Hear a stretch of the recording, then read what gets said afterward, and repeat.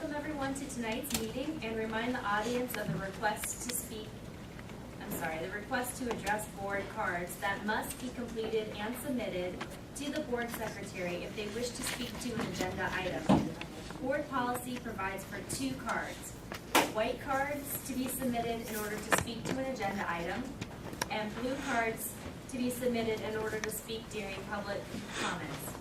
Policy also states there is a 5-minute maximum time limit per speaker. Due to the open meeting law, board members are not allowed to address items that are not on the agenda. If you do not want to address the board but wish to give your comments in writing, you can do so on a goldenrod sheet, and all members will receive a copy.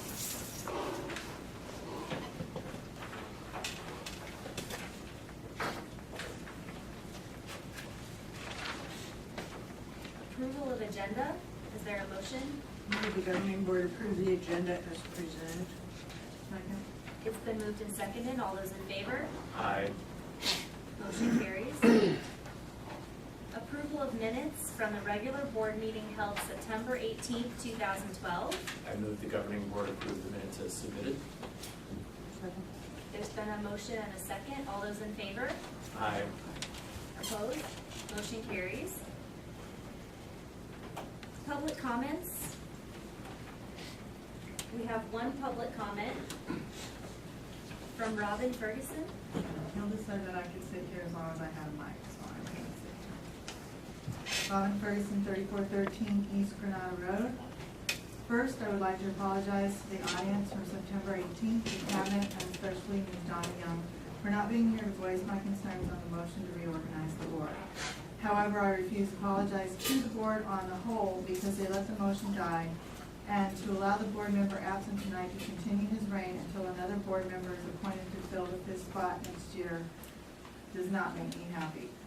I want it known that I understand I did not qualify to run in the election, but I do not appreciate the way in which this was accomplished. The 5th board member has been a thorn in the side of this board since the election, where he jumped sides at the last minute and betrayed another candidate. In this instance, he wanted his candidates to win at all costs, including that of our children.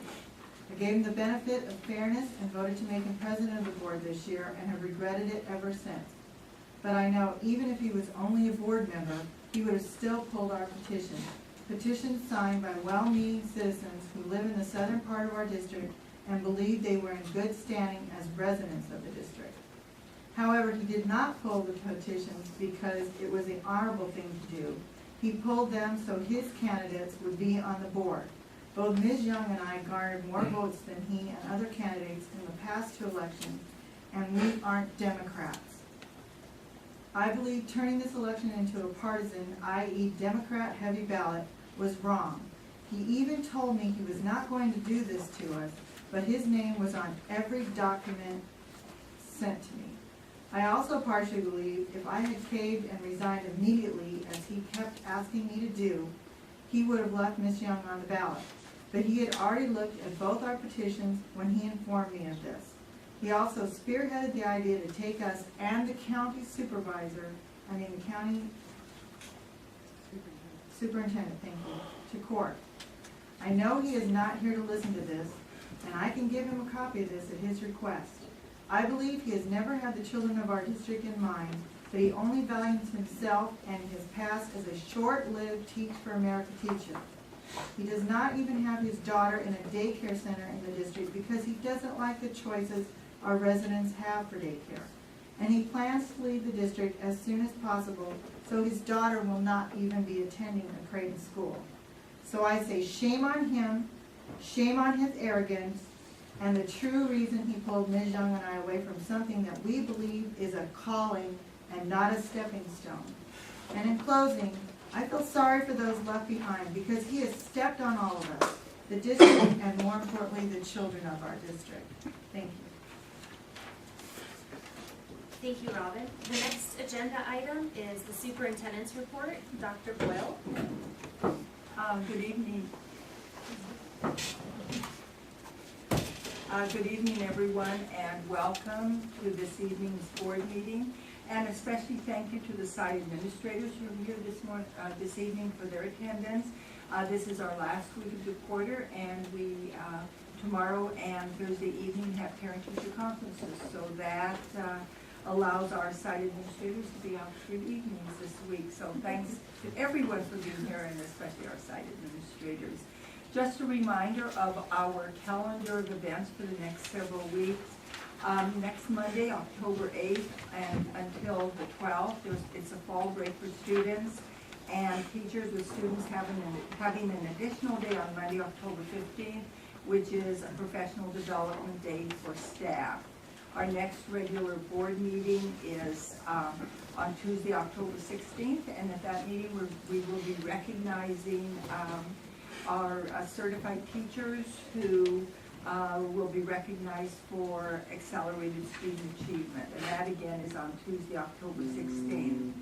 This month of October, a month that we normally have 2 board meetings, we will have a 3rd board meeting on October 30th due to the next Tuesday being election day. So again, we'll have a meeting on October 16th and October 30th. Yesterday evening, I had the opportunity to attend the Arizona School Board Association's county meeting, and which is held once a year, and they choose new officers. While I was there, there was also a recognition for board members from Maricopa County who attend various functions for continuing education units. And much to my surprise, Donna Young's name from Creighton was called, and so we have an award here for her this evening that I picked up for her. So Tiffany's going to present it to her. Can you read it? What's on The award is from the Academy of Boardmanship through the Arizona School Boards Association. Based on completion of curricular requirement, the Board of Directors of the Arizona School Boards Association hereby confers the Master of Boardmanship upon Donna Young, Creighton School District. Hey, congratulations.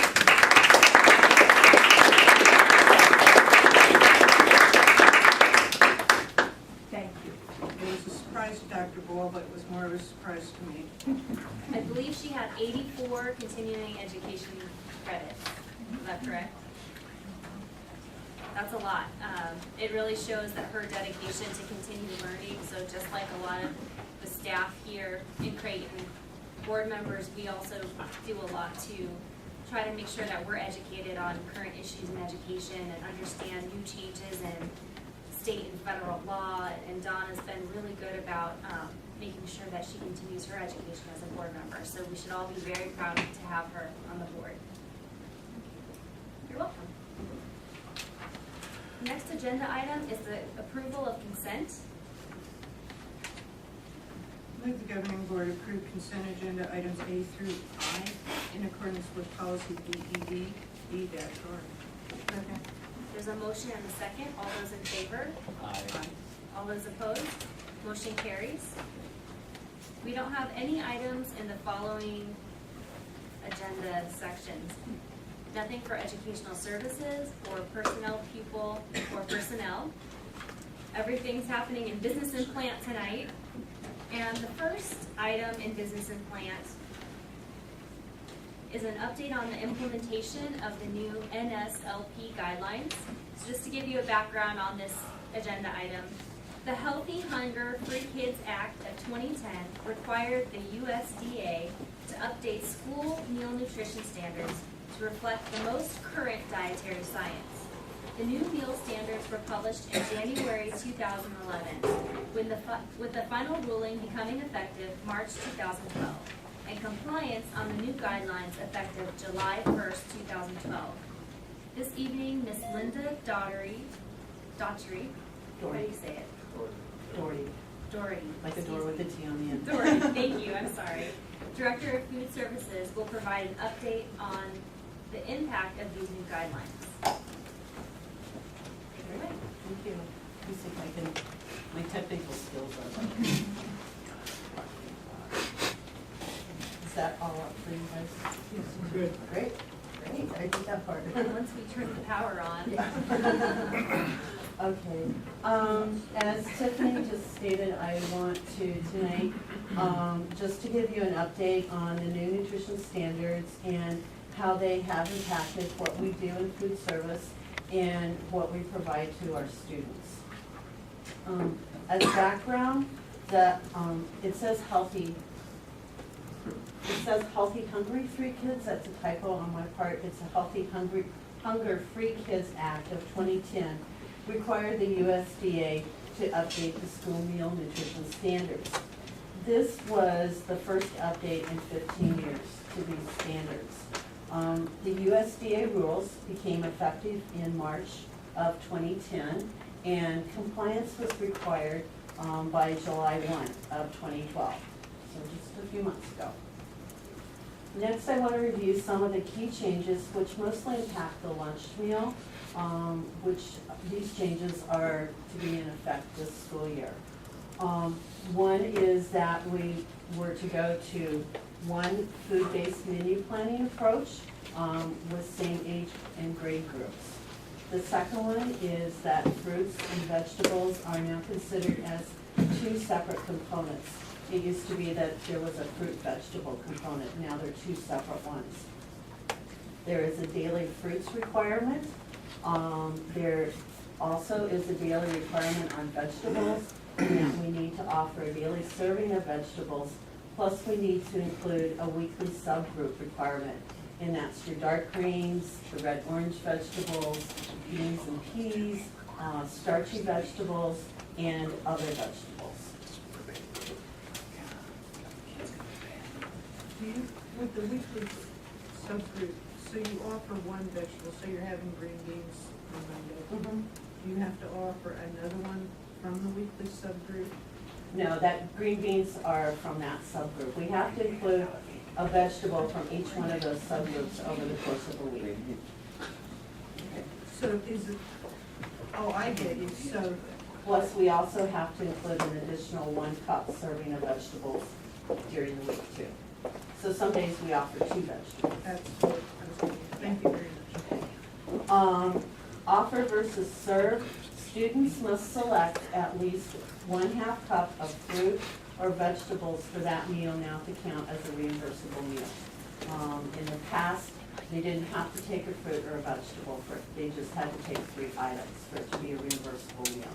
Now they have to take a fruit or vegetable for it to be a reimbursable meal.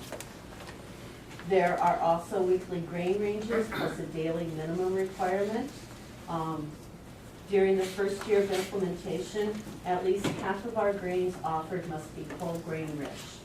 So they're increasing the grain, the whole grain requirement. Could I ask a question? So what are some examples of whole grain rich servings? Okay. For example, the pizza that we serve, the kids don't notice it, but the crust is a whole grain crust. Okay, we always are, the buns on our hamburgers and our hot dogs are a whole grain bun. Our dinner rolls are a whole grain dinner roll versus the regular white bread. Some of our crackers that we serve, sometimes when we offer like a giant goldfish, a graham, is a whole grain component to that. Do we use that, the kind of, that whole grain that we use also? Yes, we switched this. We started doing it some last year, but this year totally when we do tortillas with our soft tacos or our quesadilla meals, it's a whole grain tortilla. The milk has to be either fat-free, and it can be unflavored or flavored milk. And if we offer low-fat milk, it can only be unflavored. White milk, so to speak. Which, I'm sorry, would also be, it's 1%, correct? Right, it's 1%. We can't offer any thing higher than 1% on milk. So our milks that we offer daily are fat-free chocolate, fat-free strawberry, and the 1% white for the students to drink. And breakfast, we only serve 1% white. Chocolate milk just doesn't go good on cereal. So there is a calorie minimum and maximum levels for the 3 particular grade groups, which are K5, 6 through 8 and 9 through 12. And there is a little bit of overlap on these, so what we try to do is hit that sweet spot, that overlap for the kids. There are intermediate and final sodium reductions that are going to be phased in over the next several years, just because sodium is an acquired taste, and it's going to take time for manufacturers to drop their sodium levels in their products and for the children to get used to the taste of those items too. There's a trans fat limit and a limit on saturated fat. Okay. Some of our menu challenges and changes mostly have been with menu planning. I do plan all the menus. I had pretty much over the years gotten it down to I could easily whip them out. Now it's a little bit more of a challenge to do them because I need to actually look and make sure that I am including all the different vegetables that are required, that on our grains and bread requirements, I don't go over the maximum level for those. We have increased our vegetable offerings daily and to meet the weekly requirements in the 5 different subgroups. That's been the challenge. Not only are we trying to meet the standards, but we're trying to provide vegetables that the students will eat.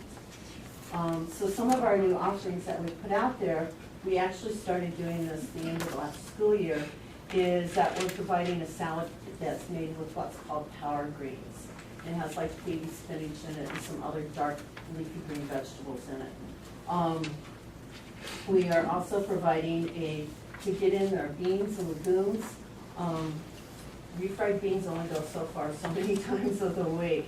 So we've offered like a black bean salad. We're doing ranch beans sometimes with the meals. On tomatoes, which are in that red-orange group, we are using an increased serving size for what we did before. And we've added like coleslaw to the menu too, just to give some different things. We've decreased the bread servings per week. In addition, the challenge has also come with our cashiers because they're the final ones, as a student leaves the line, they're the final ones that see that tray. Before, we had just mainly trained them on making sure that the students had 3 items to make it a reimbursable meal. Now, not only do they need to make sure that they have the 3 items, but one of those 3 items has to be a fruit or a vegetable. What some of our sites do is, if a child doesn't have it on their tray, they tell them to go back and select something, or they have like a fresh fruit there that they give the student to take.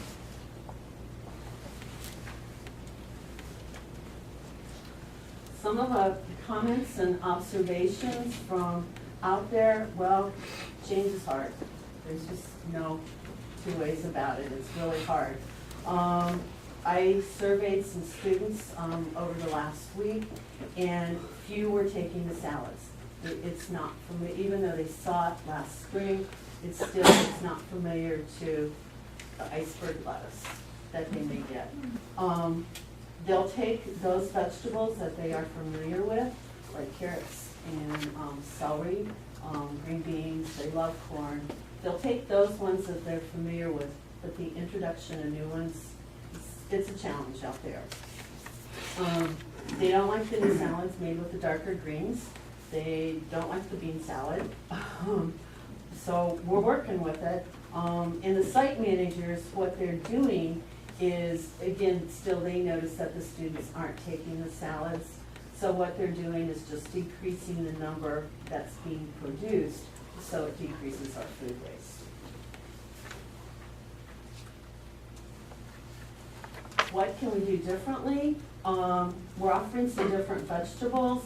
We're looking at, over the next month or so, to start adding in things like maybe red pepper strips. Maybe, you know, it's a new vegetable, maybe they might take that. Using grape tomatoes instead of, you know, the regular sliced tomatoes. We're looking at making our power green salad more inviting and appealing, because we all know we eat with our eyes, and our children really do eat with their eyes. If it doesn't look good, they're not going to eat it. So we're just tweaking our menu each day. It's monitor and adjust type thing. We're also looking at communicating more with the students and the parents to try and encourage them to take the different vegetables. Fruits are not a problem, it's the vegetables. Linda, Mhm. can you go into a little bit more detail about how you're gonna communicate with the parents and the students? Our biggest form of communications with the students is right there on the cafeteria line each day with the students. And so as they go through the line, the managers are going to, just talk to the students, try these vegetables, that type of thing.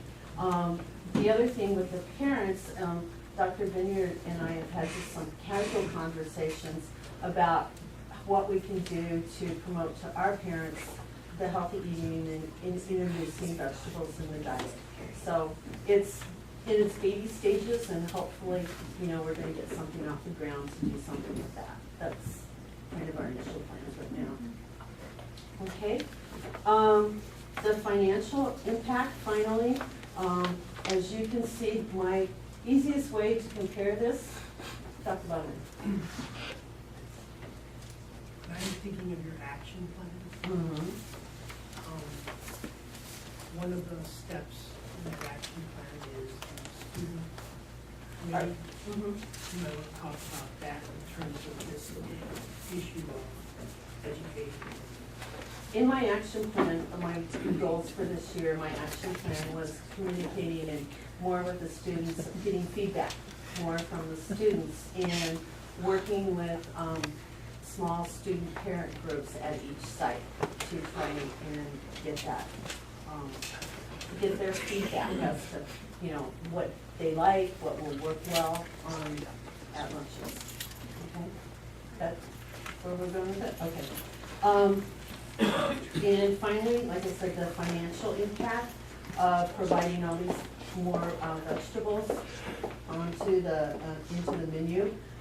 The easiest way I could look at it was I pulled my invoices from the first 2 months of this school year versus the first 2 months of last school year.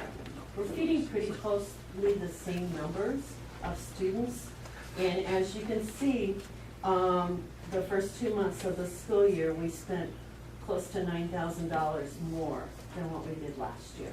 And that's directly related to the increased vegetables on our meals. And if you want to project that out over for the course of a year, you're looking at an additional $40,000 to $45,000 for that. It's a chunk, but we'll make it happen. To conclude, we're continuing to monitor what is being accepted and make changes as needed. As I said before, the monitor and adjust. We just work with what the kids will like and try and find that happy ground for them. The new standards are good. They're tough for all of us. I'm not the only one in the valley that's struggling with these. I think all school districts are struggling to try and find what the kids will really like and what they'll eat. It is changed, and it's good for the students, and it's just going to take time for the acceptance to be good. Are there any questions?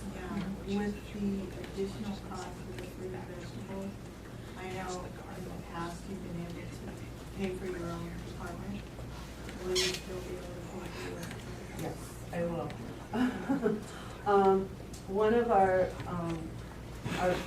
biggest revenues comes because we do breakfast in the classroom program district-wide. That generates a huge revenue for us, and that allows us to absorb this cost. And Linda, we also have an increase with the Healthy Hunger Free Kids Act of 6 cents per meal, which I know is probably not very much when you look at that. Can you give me any idea, though, of how many meals we serve or what that adds up to over the course of the year? Well, we roughly feed about 6,000 meals a day.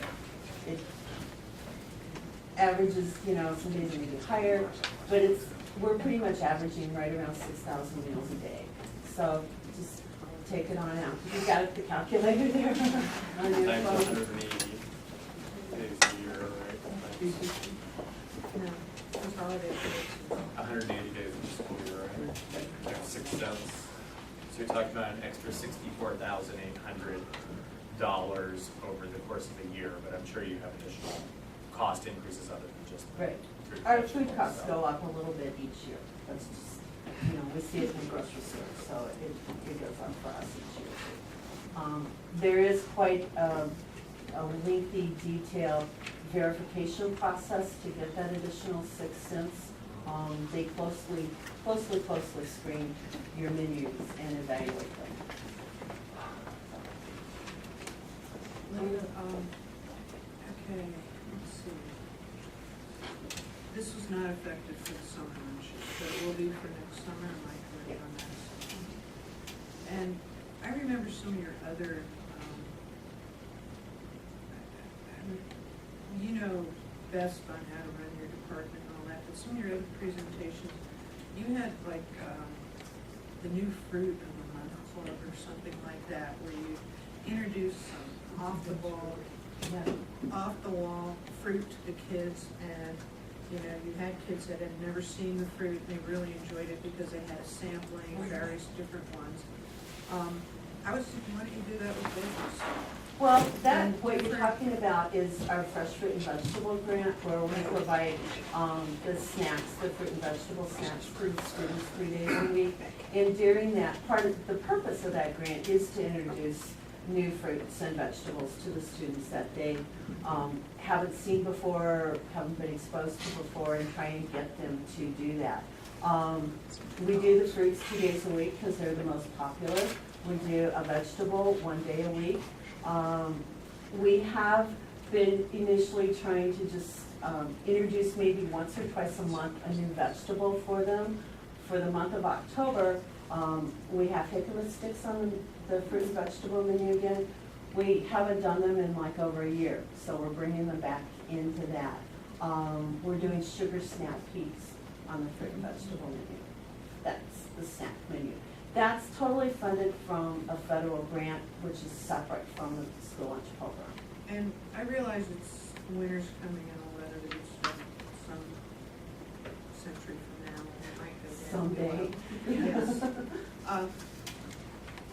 But most of the schools, if not all of them, have some area where a student garden could be set up as a learning experience and to supplement your department with veggies. I mean, right now, I'm usually planting spinach that is real easy, lettuce, berries, things like that, even red beets and carrots. The winter crops are coming out. So you have most of those during the school year. If, I think the initial startup charge would be the most, and then it would just be replenishing the seed money. But that might be, I'm not saying go out and start plowing or, Roy, how much do you want to plow out the ground? But it might be something to look forward to in the future. I know other schools, I've seen them like on Nova and various other things, have done, even in the inner cities of like LA and places like that, to work, to have a learning experience for the children from kindergarten up through most of the elementary school, and also to supplement their income from the food they eat. They're not paying as much out because it's their own income. Right, that, the garden there are several different kinds of garden programs out there. Right. It's just taking someone to think a little outside of the box to get it started to do something like that.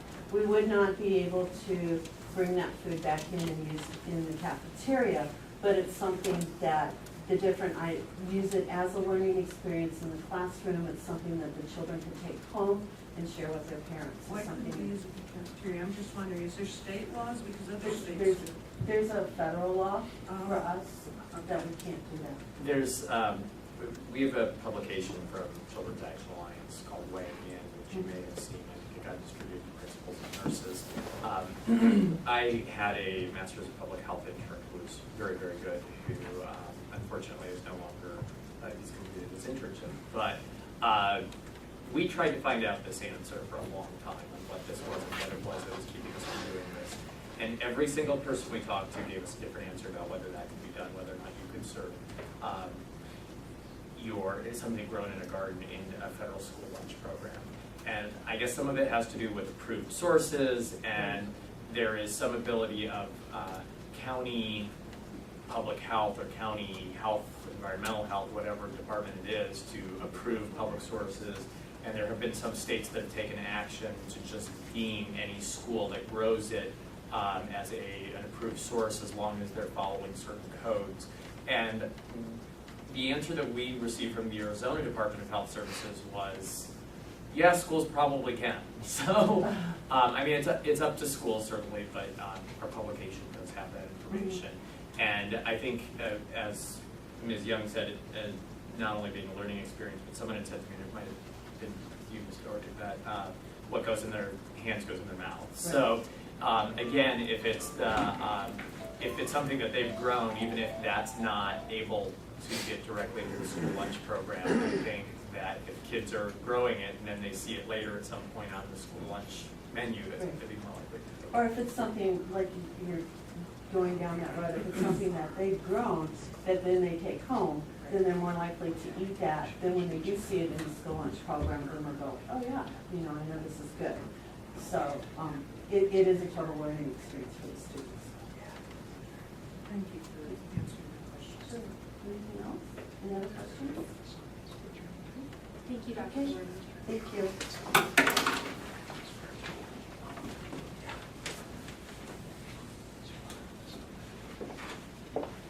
The next item in business and plant is